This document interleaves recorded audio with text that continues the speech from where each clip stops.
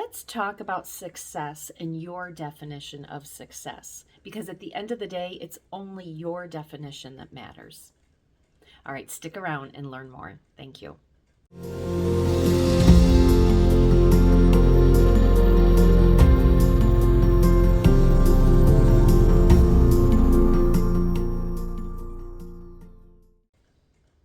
Hi, I'm Connie Jo Holmes. I'm the founder of Be You to Be Full Hypnosis and Coaching. If you are a new viewer, thank you so much for being here. I really give you a warm welcome. If you are a repeat listener and you have subscribed to my channel, I really thank you and I appreciate you, and I'm happy that you're back. But for anyone who's listening, if you do find value out of this or it resonates with you in any way, please like, comment, and definitely subscribe. I do have a goal of growing my YouTube channel because I come at these Monday morning motivational videos with a new perspective, and I believe that they can be helpful for people at the right time, at the right moment. So the more likes and subscribes I have, the more the algorithm serves them up to people. So thank you for that. So what I want to talk about today is success. And actually, I got this idea. A dear friend of mine, a dear colleague, Claudia, she has a very successful private Facebook group.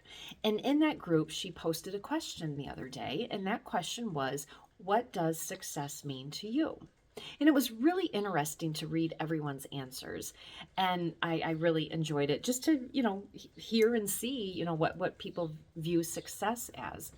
Well, how I responded was, I replied, have you ever heard that phrase about if you ask people who has the best pet, everyone is going to say they do, and none of them are wrong?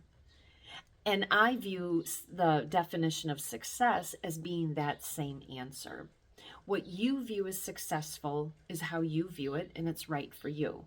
How I view success is how I view it, and it's right for me. So why am I shooting this video and having this topic? The reason I am is because I feel a lot of times in life, it is very easy to compare ourselves to others. We can maybe be sitting at a certain point in our life and look around and see that Susie Q has this and this and this and this, and Peter over here has this and this and this, and you're sitting here with whatever it is that you have. And so you're comparing and you're feeling like you might be in a point of lack. And a lot of times when we compare, on my very first book that I published, it's titled Be You to Be Full, Learn the Art of Self-Acceptance for a Life of Confidence and Fulfillment. I actually have a phrase in there on one of my chapters. I say to me, I feel that comparison is actually the gateway to depression. I really feel that we sit there and we compare ourselves, and therefore we're feeling in lack.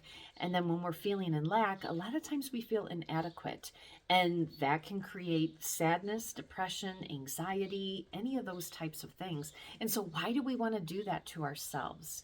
And so that's why I want to shoot this video, because a lot of times in the world, people can see big, fancy, shiny possessions and think, wow, that is the mark of success. Oh my gosh, I don't have a yacht. I don't drive that car. My house isn't 10,000 square feet. What's wrong with me? I'm in lack. Well, that's not the case at all. And so I want to actually just share a couple of thoughts on this. So, is success driving this big, fancy car? And I really don't care about cars, so I can't even begin to throw out cars because, like, I couldn't even begin to tell you, like, what's viewed as a successful car. I don't know. And I'm going to tell you really quick. I'm looking out the door here. I drive a 2010 Toyota 4Runner. It's paid for.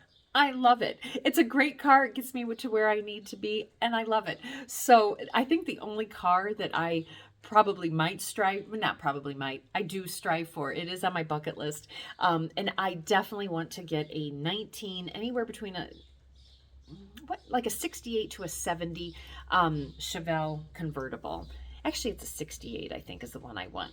Chevelle convertible. So that is on my wish list. And quite honestly, it's more because I want it to be fun. And I love a good muscle car. That thing just purrs. And so that's something I strive for. But it's not really like a success thing for me. For me, it's a fun thing. So I digress on that. But anyways, so do you think success is driving this car, whatever this big fancy car is to you? Or is success having no car payment?